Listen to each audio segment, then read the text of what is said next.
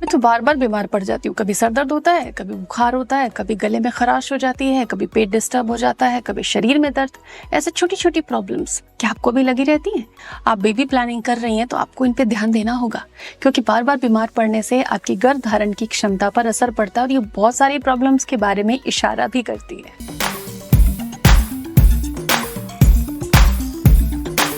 Hello and welcome again. YouTube Saili channel में आपका स्वागत है। आशा है आप हमसे जुड़ चुके हैं, अपने चैनल को सब्सक्राइब कर दिया है। फ्रेंड्स, कोई महिला हो या कोई पुरुष हो, अगर बार बार वो बीमार पड़ते हैं, फिर मेडिकल से बिना प्रिस्क्रिप्शन की कोई टैबलेट लेके खा लेते हैं, आज सर दर्द हो रहा है, कल गले में खराश है, ऐसी छोटी छोटी प्रॉब्लम्स अगर आपको बार बार हो रही है, छोटे मोटे इन्फेक्शंस, छोटे छोटे हेल्थ इश्यूज, ऐसे में कंसीव करना मुश्किल हो सकता है। रीजन समझेंगे कि ये क्या कारण है इसके पीछे। कुछ तो कारण होगा कि आप बार बार बीमार क्यों पड़ रहे हो, क्या ऐसे मिस्टेक्स हैं।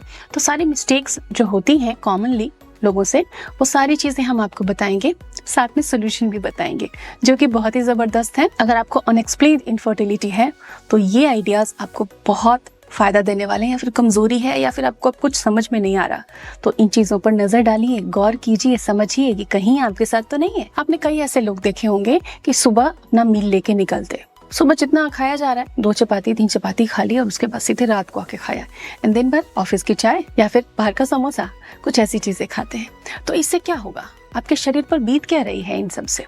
आपको लगता है कि यस, अब तो पेट भर खाना खा रहे हो, दाल भी खा रहे हो, सब्जी भी खा रहे हो, घर का हेल्दी खाना खा रहे हो, लेकिन इससे आपके शरीर पर क्या बीत रहा है?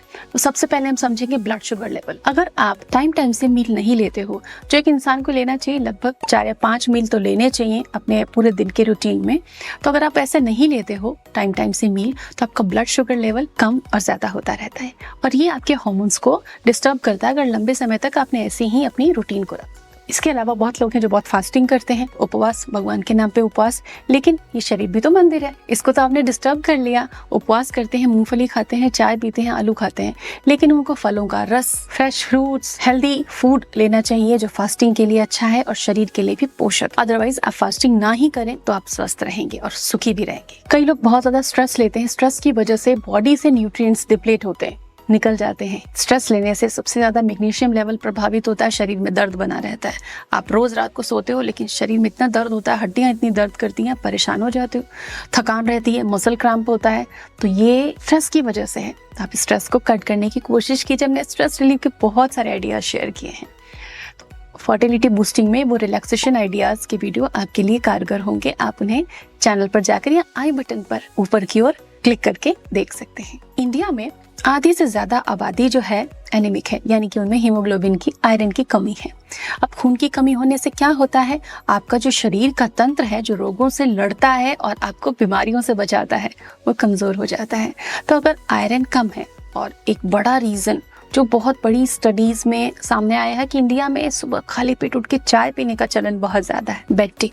तो आप सुबह खाली पेट चाय पीते हो, शाम को चाय पीते हो, मील के साथ अगर आप चाय ले रहे हो या दिन में 2-3 बार चाय पी रहे हो, तो अगर आप अच्छी डाइट भी खाते हैं तो भी चाय का जो टैनिन है आयरन को बाइंड करके और यूरिन के थ्रू बॉडी से निकाल देगा, वो आयरन आपको फायदा देने वाला नहीं बना। पुअर डाइट, स्ट्रेस, कम सोना, हीमोग्लोबिन लेवल्स का कम होना, कैफीन या एडिक्शन का होना, पानी कम पीना, ये कुछ रीजन है, हाइजीन बेस का एक कारण है। तो अब हम क्या करें, तो आइए सीखते हैं। सबसे पहले आयरन युक्त चीजें, हरी पत्तेदार सब्जियां जो गहरी हरी हैं, जो पत्ती वाली हैं, या जो हल्की हरी सब्जियां हैं, उनको आप हफ्ते में कम से कम 4 बार तो खाएं ही। हफ्ते में 4 दिन घर में हरी सब्जी बने। घर की चीजें हैं, दालें हैं, अब दालों को जरूर खाइए।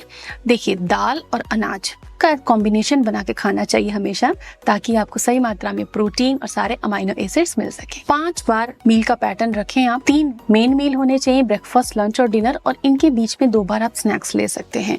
बाहर जाते हैं तो टिफिन बॉक्स में लेकर जा सकते हैं, एक फ्रूट का, एक नट्स का, कुछ इस तरीके से आप कैरी भी कर सकते हैं। अनार, चुकंदर, टमाटर, इनका सेवन आप कर सकते हैं। दिन में लंबे समय तक भूखे न रहें। पानी पर्याप्त मात्रा में पिए।